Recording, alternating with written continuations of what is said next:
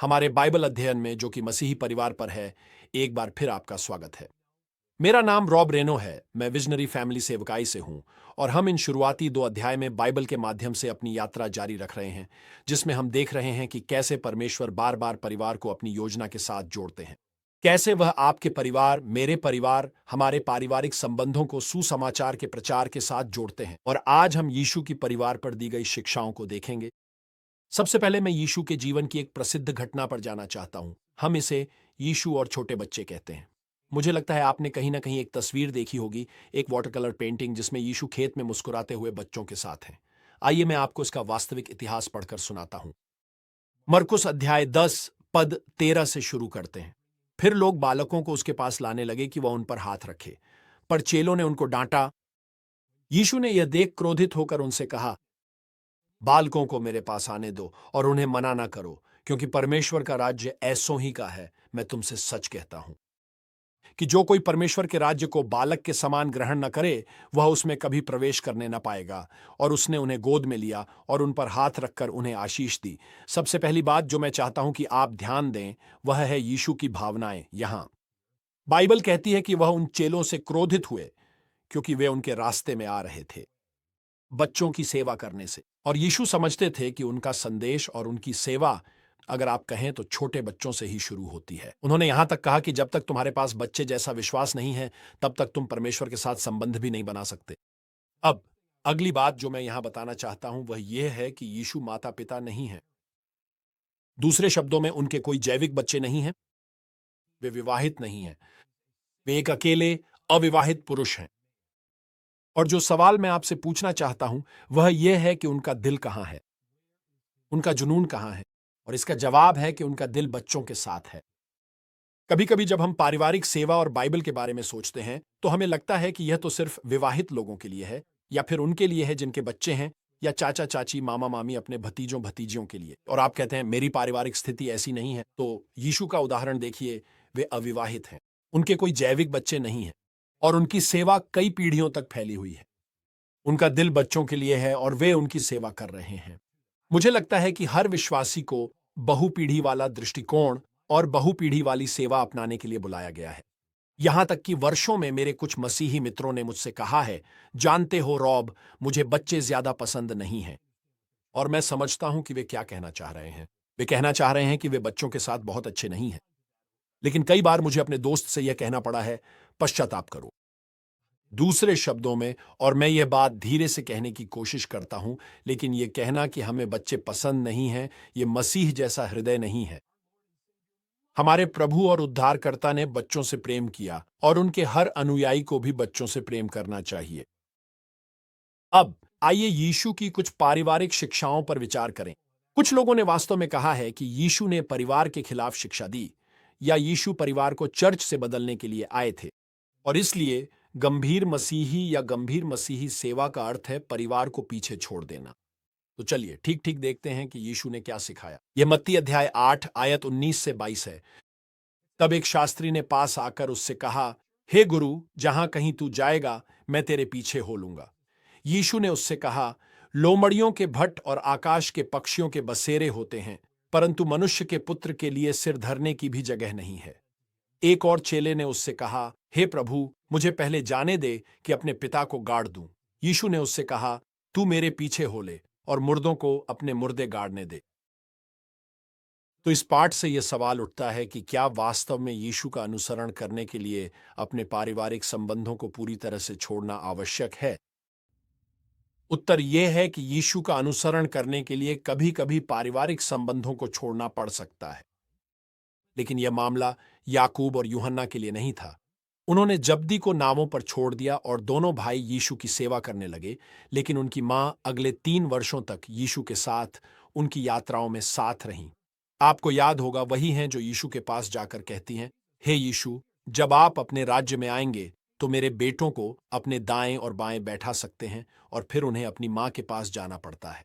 मां, आप यीशु से इस तरह बात क्यों कर रही हैं? तो उन्होंने अपनी मां को नहीं छोड़ा। जब वे मिशन के क्षेत्र में गए तो मां भी साथ आई। अब अगर यीशु का अनुसरण करने का मतलब अपने परिवार को छोड़ना होता, तो यीशु सलोमी, उनकी मां, को उनके साथ यात्रा करने की अनुमति नहीं देते। कहते, नहीं, मुझे अनुसरण करने के लिए तुम्हें उस बूढ़ी औरत को छोड़ना होगा और तुम्हें सेवा के प्रति गंभीर होना पड़ेगा।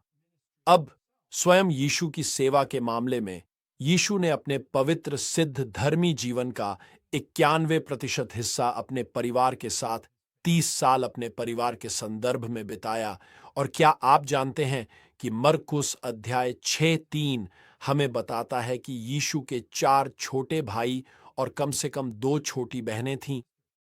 उसमें उनके छोटे भाइयों के नाम दिए गए हैं और उनकी मां मरियम और उनके भाई। क्या आप जानते हैं कि वे पेंटेकोस्ट के दिन वहां थे जब पवित्र आत्मा यीशु के अनुयायियों पर उतरा था? आप जानते हैं उनके भाई याकूब एक पास्टर बन गए। उनके भाई याकूब यरूशलेम में एक पास्टर बन गए।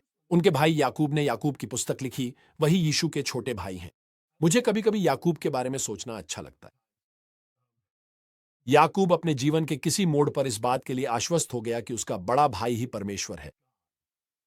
इस बात को अपने ऊपर आजमाकर देखिए। यहां तक कि यीशु के परिवार को भी यह समझने में कठिनाई हुई कि वे कौन हैं और क्यों आए हैं। याकूब को विश्वास हो गया कि उसका बड़ा भाई ही परमेश्वर, सृष्टिकर्ता और उद्धार करता है और उसका महिमा होना चाहिए। साथ ही यह विचार कि आपको परमेश्वर के लिए अपने परिवार को छोड़ देना चाहिए। तो यीशु ने उस उदाहरण का पालन नहीं किया। क्या आप जानना चाहते हैं कि अपनी मृत्यु से पहले यीशु की सांसारिक सेवा का अंतिम कार्य क्या था? सबसे अंतिम प्रेम का कार्य क्या आप सोच सकते हैं? वह क्रूस पर था। उसने अपनी मां और यूहन्ना को देखा और कहा, मां, तुम्हारा बेटा, बेटा, तुम्हारी मां। दूसरे शब्दों में, यूहन्ना, मेरी मां का ध्यान रखना। यह उसकी सांसारिक सेवा का अंतिम कार्य था। किसी भी तरह से उसने आत्मा में या व्यवहारिक रूप से अपनी सेवा के लिए अपने परिवार को नहीं छोड़ा। लेकिन अब इस बारे में क्या? लूका अध्याय 14। जब बड़ी भीड़ उसके साथ जा रही थी तो उसने पीछे मुड़कर उनसे कहा, यदि कोई मेरे पास आए और अपने पिता और माता और पत्नी और बच्चों और भाइयों और बहनों वरन अपने प्राण को भी अप्रिय न जाने, तो वह मेरा चेला नहीं हो सकता। अब जब यीशु हमारे परिवार से बैर करने और उसका अनुसरण करने की बात करते हैं, तो उनका क्या अर्थ था? यह पारिवारिक संबंधों का एक महत्वपूर्ण सिद्धांत है और लूका 14 को समझने की कुंजी उसका संदर्भ है। अगर आप इस पद के पहले भाग में जाएं तो आपको पूछना चाहिए, यीशु किससे बात कर रहे हैं? और बाइबल कहते हैं कि वो भीड़ से बात कर रहे हैं। यह संदेश खोए हुए लोगों के लिए है और जैसे यीशु ने स्पष्ट किया कि उनका अनुसरण करने का अर्थ परिवार के सदस्यों को पीछे छोड़ना भी हो सकता है। हो सकता है आपको उनका अनुसरण करने के लिए अपना परिवार छोड़ना पड़े। यीशु यहां कह रहे हैं कि मेरा अनुसरण करना, यदि आपके पास मेरे और एक शत्रुतापूर्ण अविश्वासी परिवार के बीच चुनाव करना हो तो मेरा अनुसरण करो। आज दुनिया भर में करोड़ों लोगों के सामने यह चुनाव है कि वे अपने परिवार में रहें या मसीह का अनुसरण करें। मसीह का अनुसरण करने का अर्थ है कि उनका परिवार उनसे फिर कभी बात नहीं करेगा। मसीह का अनुसरण करने का अर्थ यह भी हो सकता है कि कोई परिवार का सदस्य उन्हें जितनी जल्दी हो सके मारने की कोशिश करे और उन्हें यह चुनाव करना पड़ता है, क्या मैं यीशु का अनुसरण करूंगा या अपने परिवार के साथ संबंध बनाए रखूंगा? अब यहां संदेश यह नहीं है कि अपने परिवार से नफरत करो या उन्हें ठुकरा दो। यह केवल एक सच्चाई है कि मसीह का अनुसरण करने के लिए आपको पारिवारिक संबंधों को पीछे छोड़ना पड़ सकता है अगर वे आपसे नफरत करते हैं, आपको ठुकराते हैं और आपको मारने की कोशिश करते हैं। इस अंश का मसीही परिवारों के लिए बिल्कुल भी कोई उपयोग नहीं है। इसे तोड़ा मरोड़ा गया है, इसका दुरुपयोग किया गया है, आमतौर पर सेवकाई के सेवक द्वारा। वे सेवक कहते हैं, सेवा को पहले रखना चाहिए, पत्नी के साथ संबंधों को पीछे। तुम्हें अपने बच्चों को स्कूल भेजना चाहिए, उन्हें दुनिया के दूसरे छोर पर भेज देना चाहिए। तुम जाओ और परमेश्वर की सेवा करो। इस बाइबल का उपयोग परिवारों को नुकसान पहुंचाने के लिए किया गया है, लोगों से यह कहकर कि उन्हें अपनी सेवा को परिवार की सेवा से ऊपर रखना चाहिए। यह यीशु की इस परिस्थिति में दी गई शिक्षा नहीं है। ठीक है, आइए अब महान आदेश के बारे में बात करें। मत्ती अध्याय 28 आयतें 19 से 20। मैं आपसे यह कहना चाहता हूं कि महान आदेश उत्पत्ति 1:28 में दिए गए पहले आदेश का पुनरावृत्ति और विस्तार है। महान आदेश, इसलिए तुम जाओ, सब जातियों के लोगों को चेला बनाओ और उन्हें पिता और पुत्र और पवित्र आत्मा के नाम से बपतिस्मा दो और उन्हें सब बातें जो मैंने तुम्हें आज्ञा दी है मानना सिखाओ। और देखो, मैं जगत के अंत तक सदा तुम्हारे संग हूं।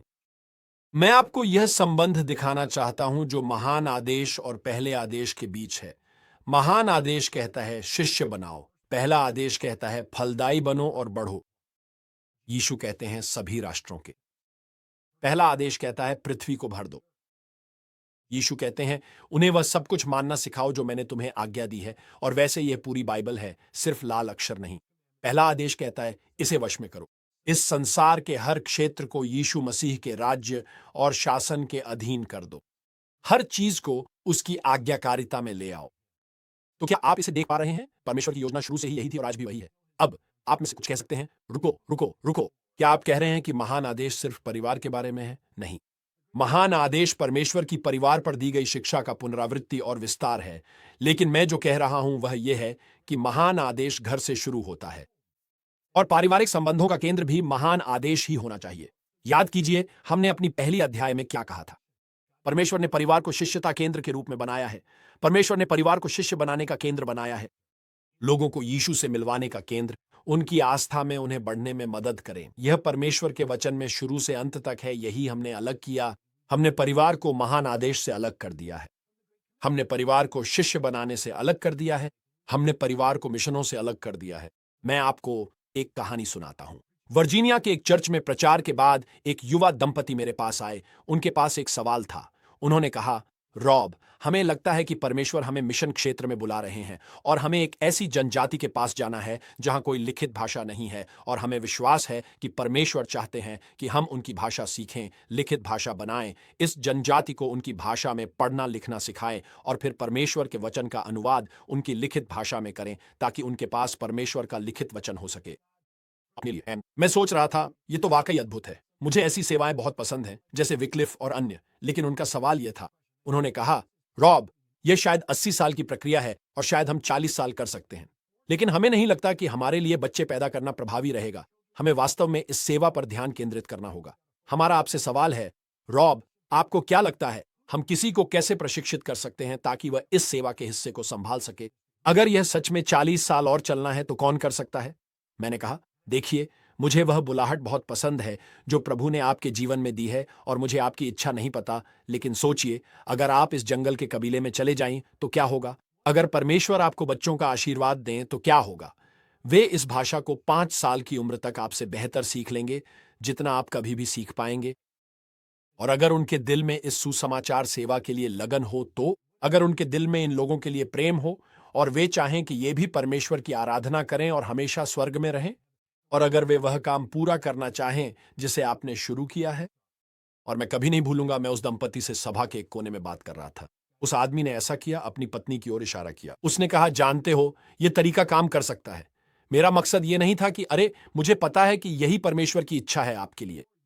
लेकिन देखिए, उन्होंने कभी अपनी सेवा को बहुपीढ़ी दृष्टिकोण से, बहुपीढ़ी के नजरिए से नहीं सोचा था, और इससे उन्हें अपने विवाह और परिवार की आने वाली पीढ़ियों के माध्यम से इस अद्भुत सुसमाचार मिशन को पूरा करने के लिए परमेश्वर द्वारा उपयोग किए जाने के प्रति अधिक जुनून और बड़ी दृष्टि मिलने लगी।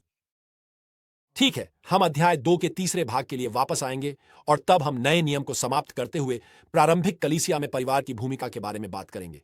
और मैं आपसे जुड़े रहना चाहता हूं। मेरे और एमी के साथ हमारी सेवकाई में जुड़े रहने का सबसे अच्छा तरीका है हमारा साप्ताहिक पॉडकास्ट फैमिली विजन। हर सोमवार को यूट्यूब या किसी भी पॉडकास्ट सेवा पर एक नया शो आता है।